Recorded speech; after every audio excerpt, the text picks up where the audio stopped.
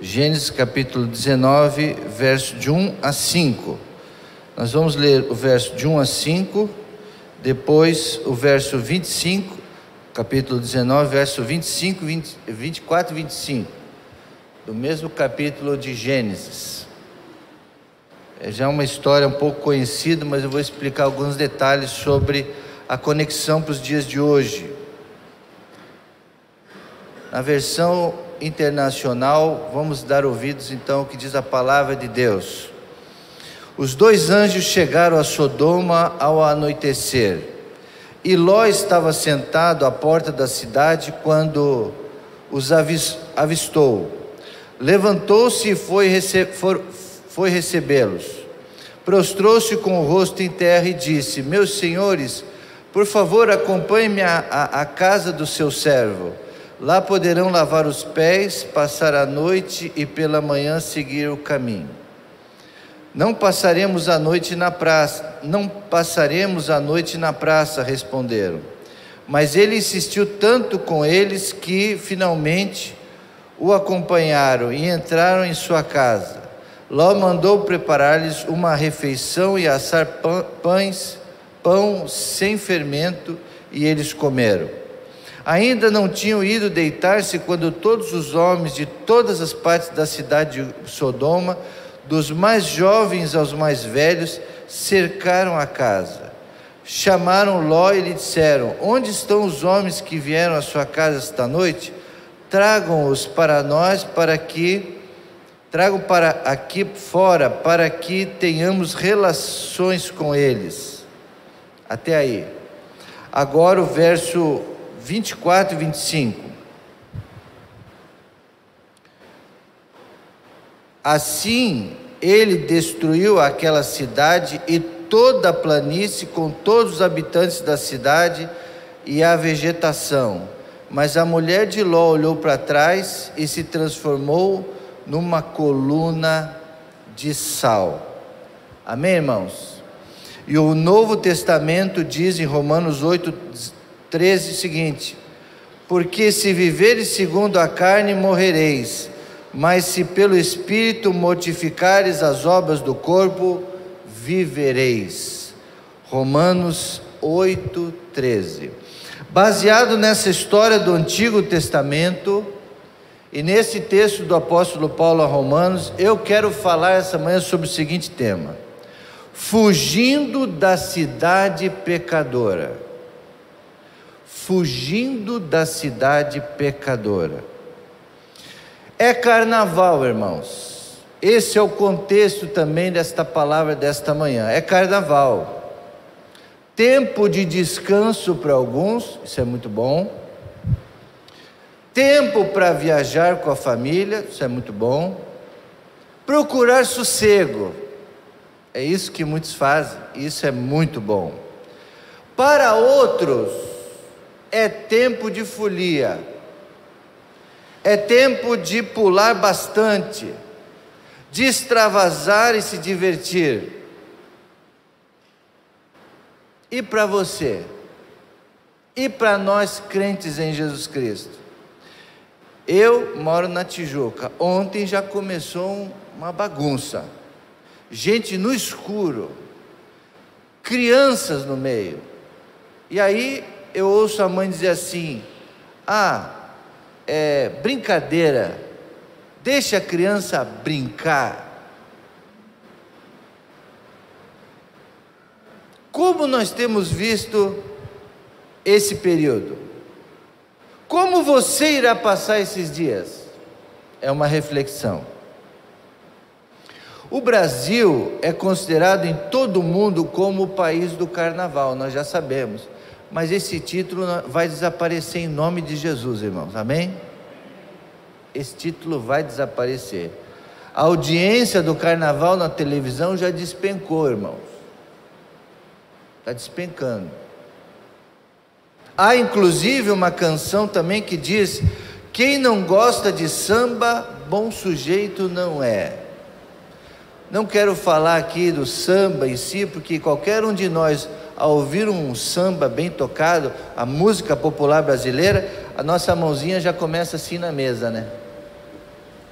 ou o nosso pezinho já está aqui, porque está no sangue esse ritmo. Nós somos brasileiros. Muitos de nós gostam do ritmo e aparentemente não é nada errado com os ritmos. Reggae, samba, pagode. Muita gente canta, inclusive, hinos usando esse ritmo, que é muito bom. Transmite a mensagem. Pessoas vão e gostam e proclamam: atrás do trio elétrico só não vai quem já morreu. São frases, irmãos, tabuladas no inferno.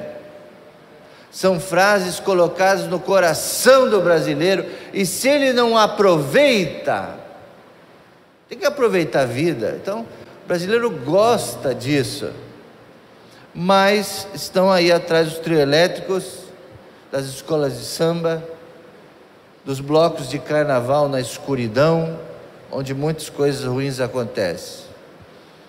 Hoje, irmãos, o carnaval faz jus ao seu significado, sim. Vale tudo da carne, é o desejar, é um período onde a pessoa tira uma licença para pecar. Mas nesse período pode, nesse período não tem problema. Vidas são ceifadas por overdose de drogas. Até hoje a gente ouve, irmãos, gente batendo aqui na igreja, mães desesperadas, pedindo ajuda para o filho e não consegue, irmãos. Quando está para internar, o camarada foge, não volta. Então, é uma realidade, mas isso ninguém vê no carnaval, ninguém vê, não interessa. Famílias são arruinadas devido à infidelidade conjugal. Há um período que pode ficar observando tudo, infidelidades acontecem, jovens e adolescentes ficam grávidas prematuramente.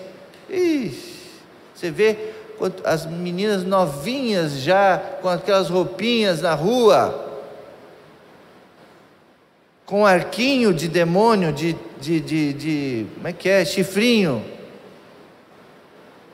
vestidas de qualquer forma. Isso está acontecendo. Aí acontece o quê? Após 9 meses, nasce o neném. É uma irresponsabilidade. Acidentes automobilísticos por abuso de álcool e mortes. Pode esperar. Semana que vem, os noticiários vão dizer quantas mortes tiveram nas estradas. Todo ano é isso. Esse é o país do carnaval, então. Que nós, povo de Deus, igreja do Senhor, estejamos isentos e que não nos envolvamos nisso. E se o povo de Deus se envolve, não tem como escapar. Não tem como escapar. Quando um erro acontece, o erro público, o erro nacional, todos sofrem. Todos sofrem. Um erro numa lei, quando é aprovada uma lei lá, se a gente se os nossos representantes que estão lá não defendem as ideias que a gente acredita, passa a lei e vale para todos, sendo boas ou ruins, todos sofrem. No carnaval é assim também, até os crentes sofrem. Na verdade, nem devemos desejar isso, que ninguém sofra, pois Deus nos chamou com o propósito santo para estarmos aqui em novidade de vida e sermos testemunhas de Jesus. Mas conforme essa palavra que ouvimos, haverá um julgamento. Infelizmente, irmãos, as igrejas têm deixado o seu papel de influenciar o mundo e sendo influenciada por ele, contrariando a palavra de Deus que nos ensina a resistir a todo tipo de mundanismo. Então, antigamente, as igrejas faziam um esforço e iam para o retiro, nesse período do carnaval. Mas o que acontece hoje? 2 problemas. Estou falando na igreja.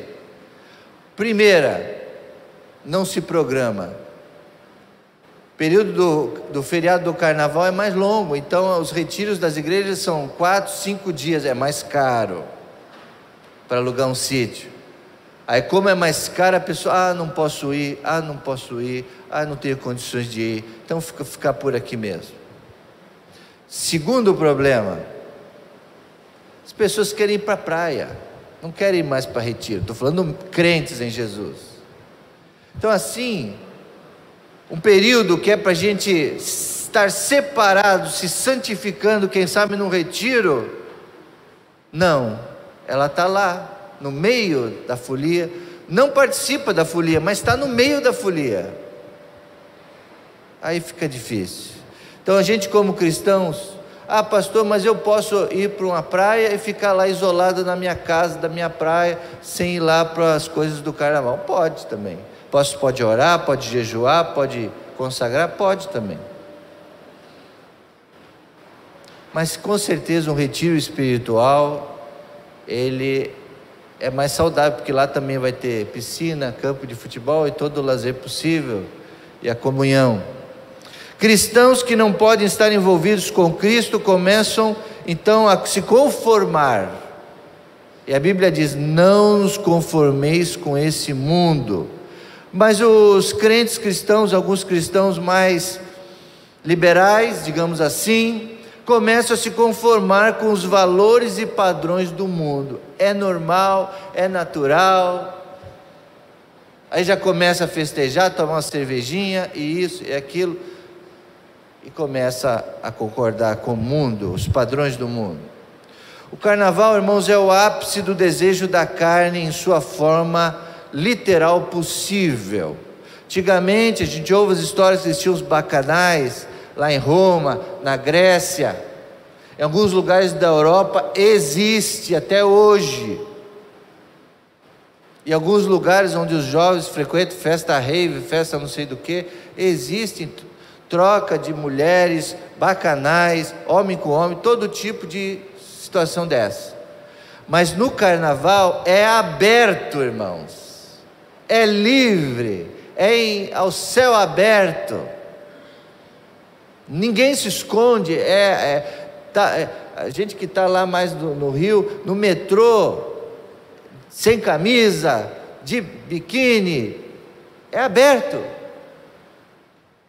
e todo tipo de estilo sexual, uma festa onde há licença para pecar, e não podemos de maneira nenhuma, nós não podemos compactuar com isso. Isso tem que nos agredir ainda, tem que nos incomodar. Não é normal, não é natural, não é de pessoas civilizadas. Somos novas criaturas com uma nova natureza, estou falando de nós, cientes de que do salário do pecado é a morte. Não tem como fechar os olhos a essa cultura existente. Há muita devassidão, muita maldade, muita promiscuidade, e torna-se imprescindível que cumpramos a missão de sal e luz em um mundo que precisa desesperadamente da influência cristã, do brilho das nossas vidas. É imperativo que tenhamos a atitude de mostrar ao mundo quem deve estar reinando no coração, quem deve ser realmente adorado. Você sabe que antigamente Deus instituiu o sábado como dia de descanso, e nós temos visto aí esses dias, a minha sobrinha agora vai estudar no colégio adventista, é um bom colégio, muito bom. E aí eu falei, eu vou ajudar comprando material escolar, não tenho filhos, né? Então tenho que ajudar a minha irmã, a educação das minhas sobrinhas. Então, com muito agrado eu fiz isso. Então fui no site para comprar os livros. Aí fui lá, quando fui pagar, aí estava bloqueado. Eu falei, por que está bloqueado? Eu quero pagar. Sabe que eles não querem receber? A minha irmã ligou e falou, não, mas é que hoje é sábado, não funciona o site. Mas como não funciona o site? Para pagamento, até para pagamento eles não querem, é automático, né? Não tem ninguém por trás, é um robô, é tudo automático. Não, mas eles bloqueiam porque eles são adventistas, não pode. Aí o caramba.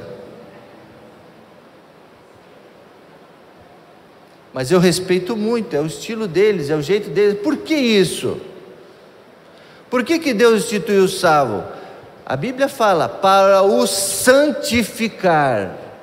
É o tipo um momento, é tipo um feriado que é para adoração ao Senhor. Porque naquela época, Deus queria que o povo fosse exclusivo dele. Era uma marca, era um diferencial. Eles não podiam trabalhar, não podiam levar o burro de um lado para o outro. Eles tinham que não fazer nada, só adorar o Senhor. Nada de corre-corre, nada de ir para lá, para cá. Interessante isso. Porque isso mostra o quê? Obediência. Tem algumas coisas boas que se aprende. A obediência é uma delas. Agora, quando existe feriado do mundo, da carne, a gente tem o feriado. Agora, quando é um dia consagrado ao Senhor, um domingo, ou um dia que você precisa reservar para adorar o Senhor, a gente não faz. Ah, pastor, mas para nós é o domingo. Sim, é o domingo. Mas eu não estou falando do domingo, estou falando dos feriados da carne. É imperativo que nós tomemos atitude que mostre que quem nós adoramos. Então, se nós estamos participando, concordando, indo, curtindo, nós estamos concordando com essa adoração que não é a Deus. Adoração à carne, adoração ao sexo, adoração às coisas erradas. Bom, depois de eu dar uma breve introdução sobre o carnaval brasileiro, os problemas do carnaval, vamos ao texto bíblico. Uma experiência semelhante viveu Jó na cidade de Sodoma e Gomorra, registradas então nos primórdios do Antigo Testamento. Por causa dos muitos pecados da cidade de Sodoma e Gomorra, cujos clamores chegaram aos céus, não há dúvida, irmãos, onde é um lugar onde há muita promiscuidade, muito pecado, muita coisa errada, Deus chama a atenção de Deus, mas da maneira errada. Aí o Deus julgador, o Deus que não admite pecado, o Deus que ama o homem, Ele não vai deixar isso barato. Deus não gosta, especialmente o seu povo. Então, chegou aos céus e Deus decidiu destruí-los. Destruí-los mesmo, irmão. Destruiu a cidade. Que conversa, não tem, nesse momento não teve piedade não, só de Ló. Mas antes de destruir, como uma resposta à intercessão de Abraão, Deus mandou 2 anjos lá. Foram enviados por Deus na cidade de Sodoma para tirar Ló dali antes da destruição. Então Deus, Ele ainda quer nos ajudar, apesar de tudo que nós fazemos, Ele ainda quer nos ajudar. Então Ele quer tirar você dessa situação, você da destruição, você, quando eu digo a você, você mesmo, desse julgamento que vai ter e vai destruir. Quando os anjos chegaram à cidade, encontraram Ló sentado na porta da cidade, verso 1, capítulo 19, verso 1. Você achou interessante isso? Eu achei. Quando enviou aqueles anjos lá, onde que eles encontraram Ló? Na entrada da cidade, sentado. Por quê?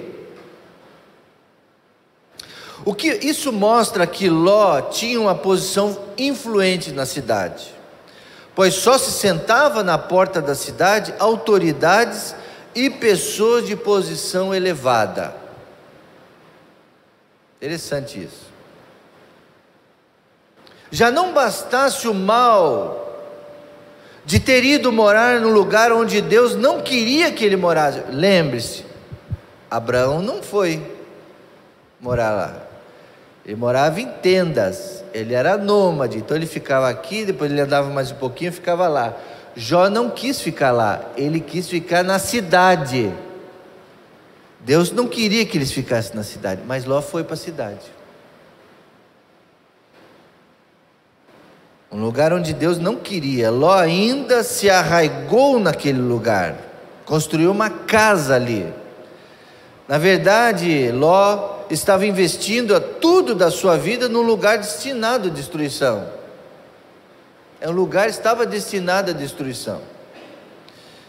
E a gente olha o Brasil, irmãos, parece que quando a coisa estava indo bem, quando estava começando a dar certo, volta para trás. Quando estava saindo da dívida, volta para a dívida. Quando estava melhorando as questões, volta. Falando no geral, tá? Não entendo errado. De repente você está pensando numa coisa só, que o Brasil só fala nisso, mas estou falando em tudo.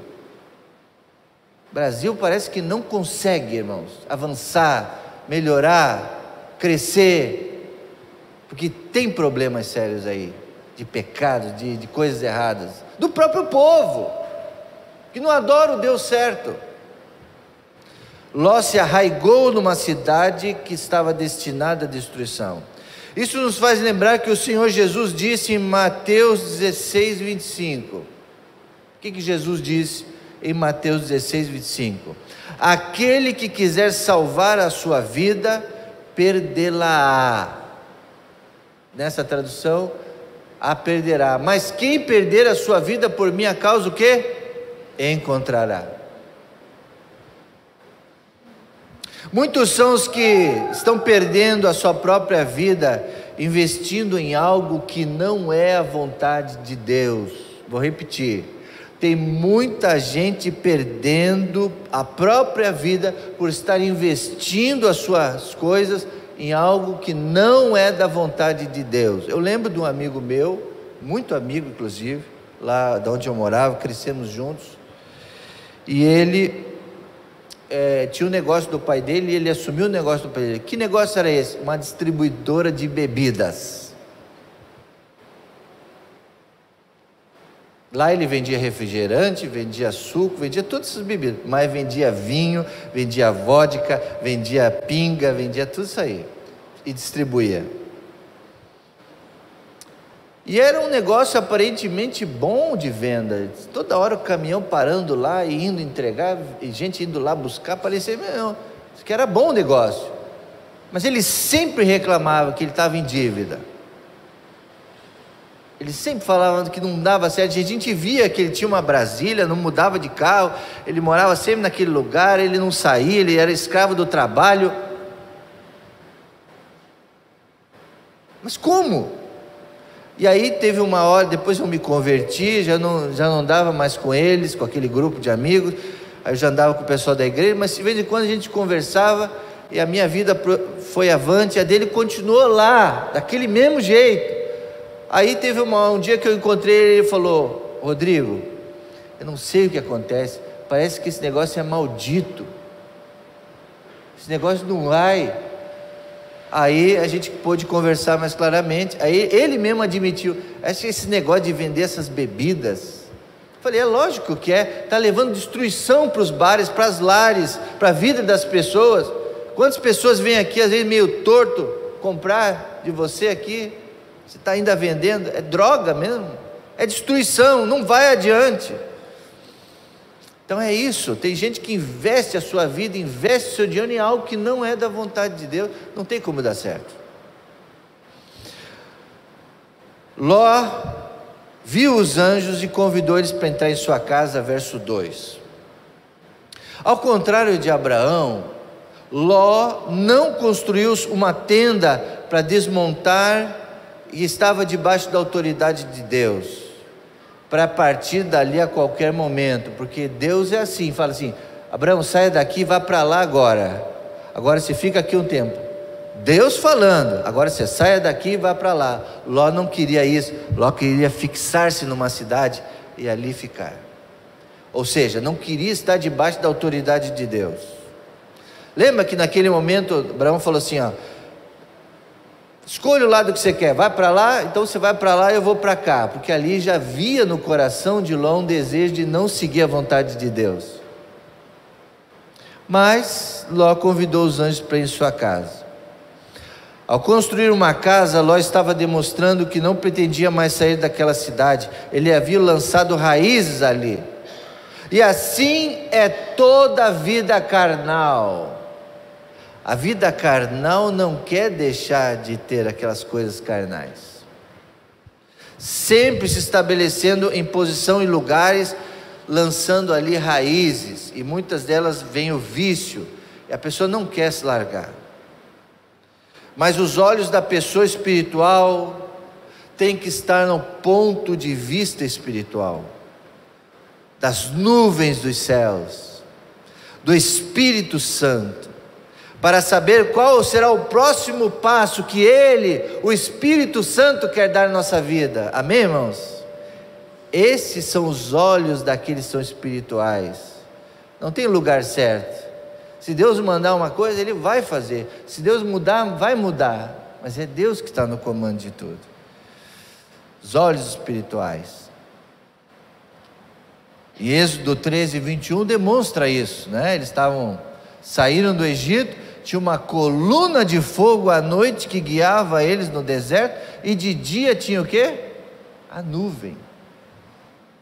Então era a nuvem que guiava, era o fogo, a coluna de fogo que guiava. E a mesma coisa são as nossas vidas, irmãos. É o Espírito Santo que guia a nossa vida espiritual.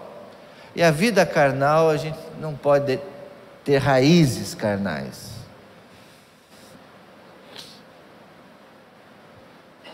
O único lugar em que devemos lançar as nossas raízes é na vontade de Deus. Quem diz amém?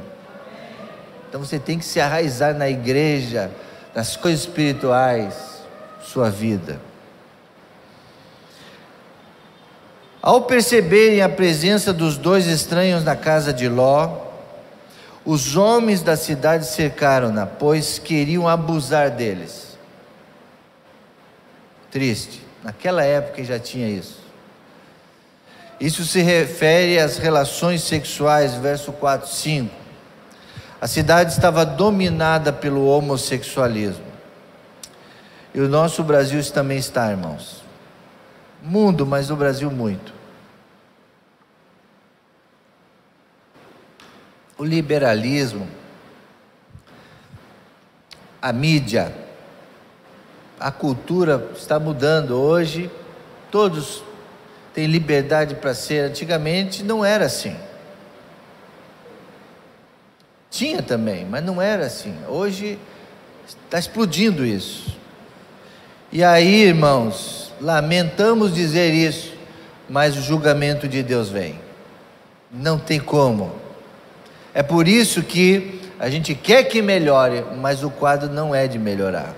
Hoje existem muitas teorias da conspiração na internet, pessoas estudiosas inclusive que estão falando da volta de Jesus, do final dos tempos. Pode ser que esteja acontecendo mesmo, irmãos. Eu tenho analisado também, estudado, visto muitos acontecimentos vindo, mas o dia e a hora só o Senhor que sabe. Para protegerem a Ló e sua família, dos homens da cidade, os anjos feriram a todos de cegueira. Então o julgamento, primeiro julgamento, cegueira. Ninguém está mais vendo o que é certo e errado. Hoje é difícil para você saber se uma notícia é verdadeira ou não. É cegueira, irmãos. Os anjos, mesmo os anjos que estiveram lá em Sodoma e Gomorra, estão por aí trazendo cegueira para as pessoas, não estão enxergando. E até os escolhidos de Deus podem não estar vendo. Irmãos, isso está acontecendo. O que nos dá a ideia, então, eles feriram com cegueira, verso 11, do capítulo 19, vamos ver aí, verso 11, depois feriram de cegueira os homens que estavam à porta da casa, dos mais jovens aos mais velhos, de maneira que não conseguiram encontrar a porta. Então vocês vejam o poder de um anjo, ou de 2 anjos, poder que eles tinham, que eles têm, né? Nota que o verso 13, eles disseram que eles iriam destruir a cidade, verso 13, vamos ler. Porque estamos para destruir esse lugar. As acusações feitas ao Senhor contra esse povo são tantas que Ele nos enviou para destruir a cidade mesmo. Olha o poder dos anjos, destruiu uma cidade inteira. Deus mandou eles para lá para isso. Graças a Deus, irmãos, graças ao Senhor, nós temos esses anjos poderosos, amém, queridos? Tanto para destruir o que está errado, quanto para proteger, para guiar, para velar. Hebreus capítulo 1, verso 14 diz assim, Hebreus 1,14. Os anjos não são todos, vamos ler na tradução ali.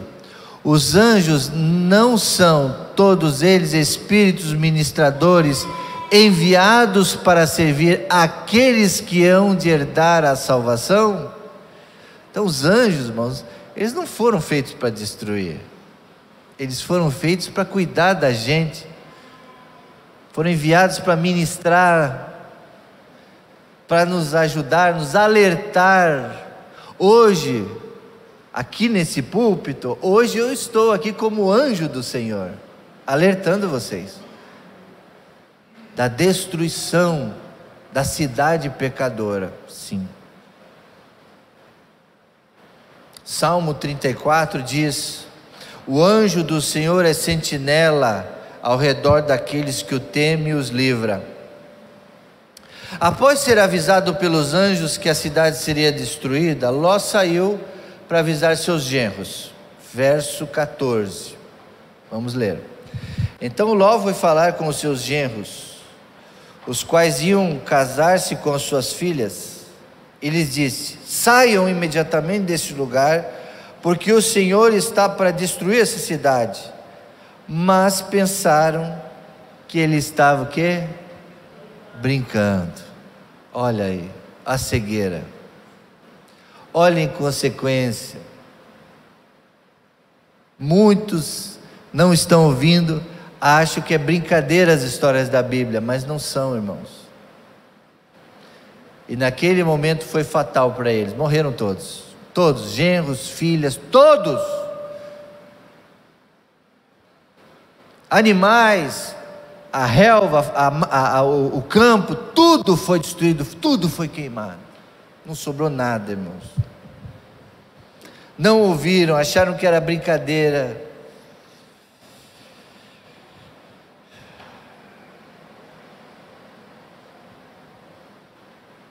Esta deve ser a nossa atitude para com o mundo, irmãos. Alertar. Ló foi avisar. Nós também precisamos alertar, precisamos avisar as pessoas, os nossos parentes,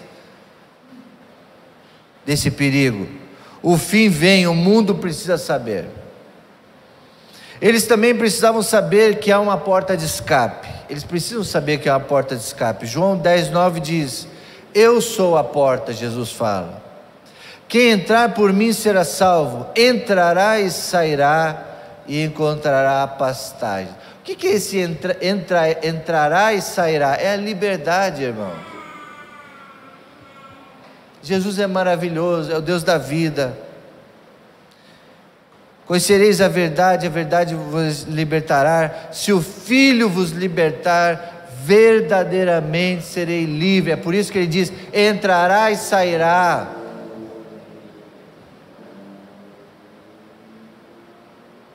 Ainda que a maioria faça como os genros de Ló, que acham que era brincadeira dele, devemos alertar, mesmo assim. Após ser avisado,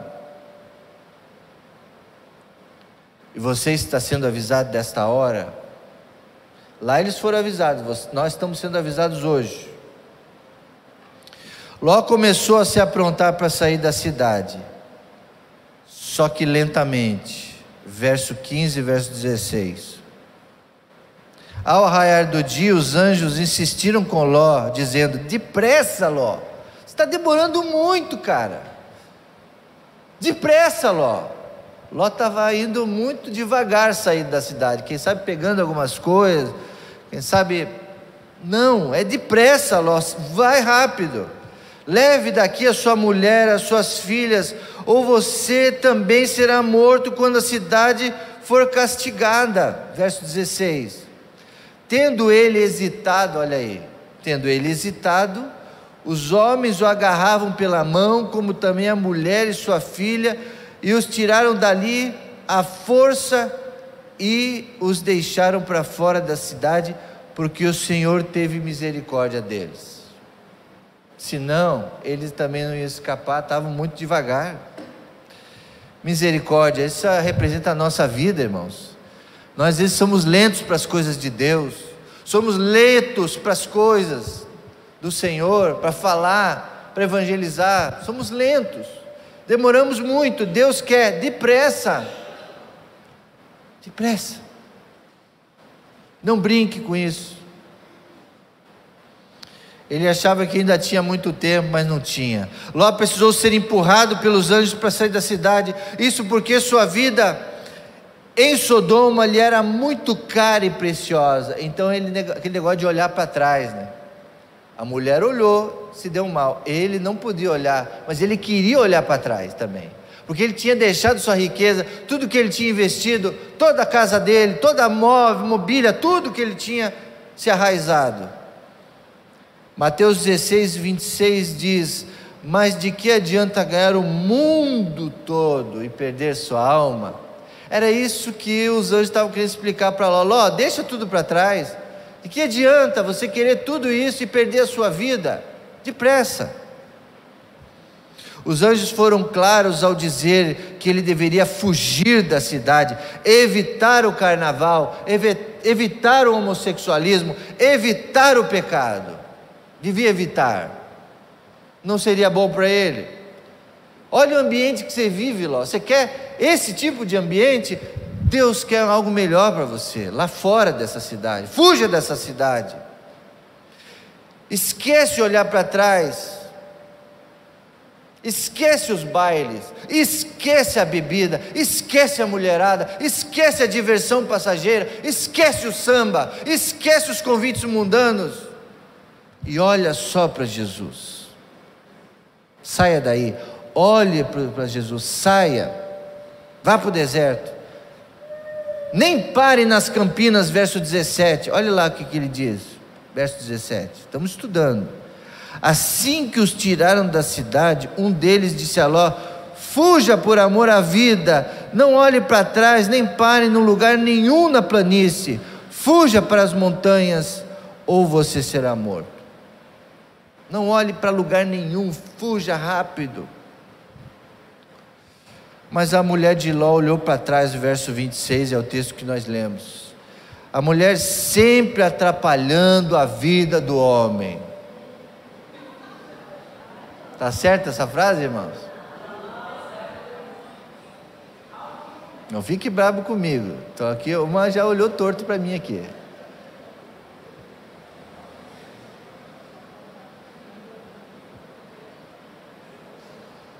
Explica essa história aí, pastor, senão você vai se dar mal com as irmãs da igreja.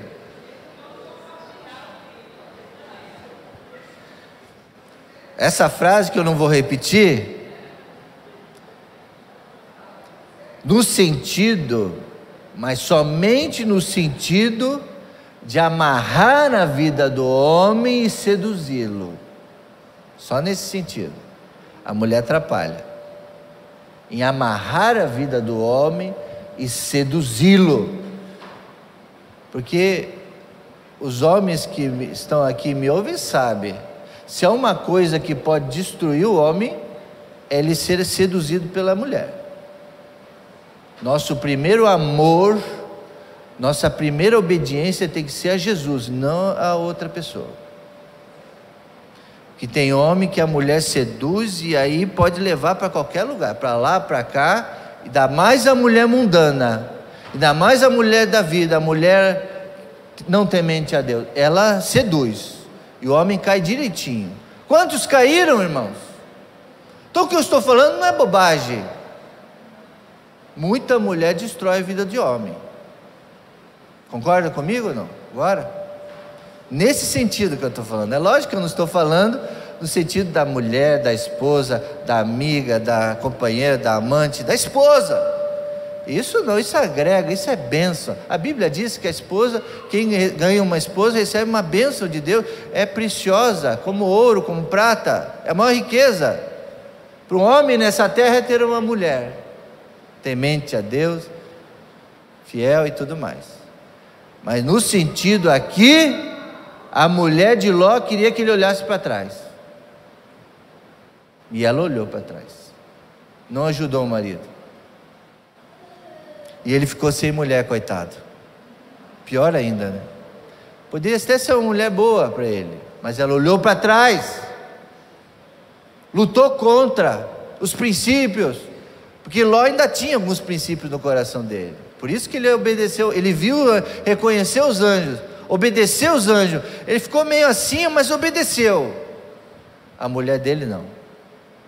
Foi para trás. Foi seduzida pelo pecado. Sua atitude foi muito mais do que uma simples olhada, movida pela curiosidade. Aquele olhar mostrou que ela sentia desejo de voltar às coisas que deixaram para trás. O resultado disso foi que ela se tornou uma estátua de sal. Estátua, irmãos, fala de algo parado. Estátua fala de algo estático, sem vida, sem expressão, sem sentimento. Todo aquele que vive olhando para aquilo que deixou para trás, acabará tornando a sua vida assim, dessa forma, e nunca se tornará o que Deus quer que ela seja. Quem olha para trás, que olha para as coisas mundanas que fazia antes, vai paralisar. Lucas capítulo 9, verso 28, Jesus fala aos seus discípulos. Eu quero dizer que esse ano nós vamos falar muito sobre o que Jesus deixou para os seus discípulos. Diz assim: Jesus respondeu: ninguém que põe mão no arado, Lucas 9, 62. Ninguém que põe a mão no arado e olha para trás é apto para o reino de Deus. Vamos ler essa frase juntos, irmãos? Jesus respondeu: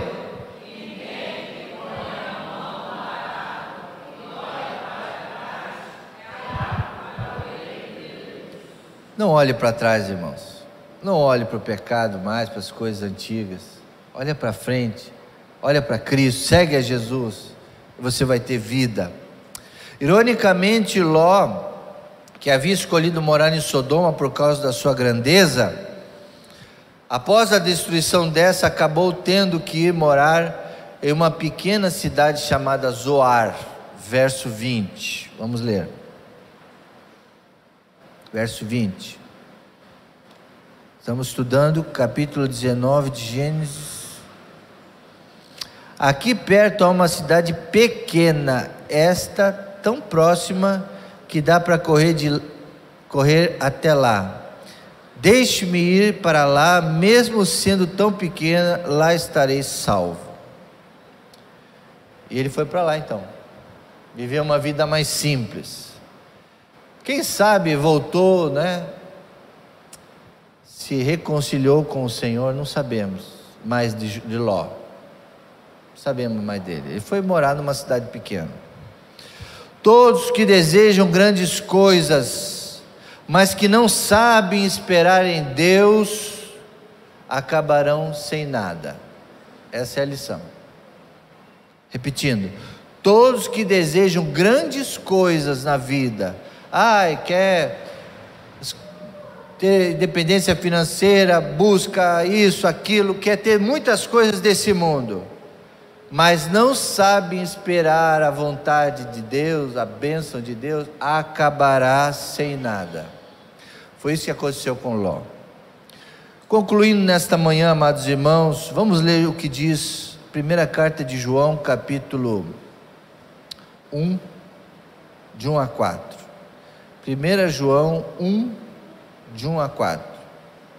o que era desde o princípio, o que temos ouvido, o que temos visto com os nossos olhos, o que temos contemplado e as nossas mãos têm apalpado no tocante ao verbo da vida, porque a vida se manifestou e nós temos visto. Damos testemunho e vos anunciamos a vida eterna que estava no Pai e que nos se manifestou, que vimos e ouvimos, nós vos anunciamos, para que também vós... Está errado? Está diferente? Vamos ler ali. Proclamamos o que vimos e ouvimos, para que vocês também, tendo comunhão conosco. A nossa comunhão é com o Pai e com o seu Filho Jesus Cristo. Mais um. Escrevendo essas coisas para que vossa alegria seja completa. É isso que diz João, a carta nesta hora. Então, Deus se manifestou através do Filho, e nós estamos anunciando isso essa manhã. Escrevemos tudo isso para que a nossa alegria seja completa. Alegria, irmãos. Então a nossa maior alegria é em Jesus Cristo, não é na dança, não é no feriado, não é nas coisas mundanas, em nada. Tem até um hino que fala, né? Em nada ponho a minha fé, senão aonde? Só nele. Em nada, nada ponho a minha vida, a minha fé, senão na graça do Senhor. Eis aí então o carnaval, vamos ter mais dias aí. Há quem goste e quem não goste. Mas independentemente do nosso gosto, ele está aí. Eu não gosto. Vejo nada de bom. E nesses dias o que iremos permitir, o que você irá permitir da comunhão sua? Vai ser com o Senhor ou com outras coisas? Santidade ou devassidão? Uma vida separada de Deus, uma vida separada a Deus, ou uma vida entregue aos desejos? Permitindo-se influenciar pelas coisas aí, o rumo natural da vida, ou permitido, ou sendo radical com o mundo, e testemunhando, sendo radical com o mundo, e testemunhando da vida em Cristo? Fica então essa dica, fica então esta palavra nesta manhã, dura sim, mas de alerta, de amor à nossa vida espiritual. É carnaval, uma ótima oportunidade para vivermos uma vida diferente, uma vida separada em Cristo Jesus. Que Deus nos abençoe. Amém. Entregamos essa palavra, essa história, Senhor, dessa destruição daquela cidade pecadora. Quantas lições nós podemos tirar, Pai bondoso, para a nossa vida aqui e agora, para esse tempo que a gente vive hoje, que em alguns momentos não era diferente do que ele viveu lá, Senhor. E nós estamos aqui vivendo no Brasil nesse tempo, e temos a oportunidade de ter uma vida diferente, uma vida santificada, uma vida separada, consagrada a Ti, vivendo a alegria verdadeira. Mas não é só nós, não se trata de nós apenas, Pai, mas torna dos nossos familiares, do que temos ensinado aos filhos. E se trata também, Senhor, de nós testemunharmos, falarmos, alertarmos dos perigos, ó Pai, da destruição das vidas, das famílias e desse mundo pecador. Não há nada nesse mundo, Senhor. O mundo é lindo, o mundo é teu, o Senhor criaste a criatura, as matas, a paisagem, a natureza, é tudo lindo que tu criastes, ó Pai. E o homem também, o ser humano é lindo, mas ele tem se desviado, Pai, terrivelmente. E as consequências estão aí, Senhor. Tenha misericórdia desse povo. Nós oramos pelas nossas famílias, pelos nossos jovens. Oramos pelas crianças que estão crescendo, estão vendo tudo isso. Como elas vão administrar? Quem irá dizer para elas o que é certo e errado, Pai? As leis não estão falando, as leis estão dizendo que tudo é permitido, que tudo é possível. Mas é preciso existirem famílias, pais que tenham coragem de mostrar o que é certo e o que é errado. Essa igreja está fazendo isso, Pai. Obrigado. Obrigado pela Tua palavra, que nos exorta, que nos ensina, que nos guia, que nos corrige, ó Pai. E que nós possamos obedecer a Tua palavra, Senhor. Em nome do Senhor, ajuda-nos, dá-nos forças para resistir esse mundo mal até a Sua volta.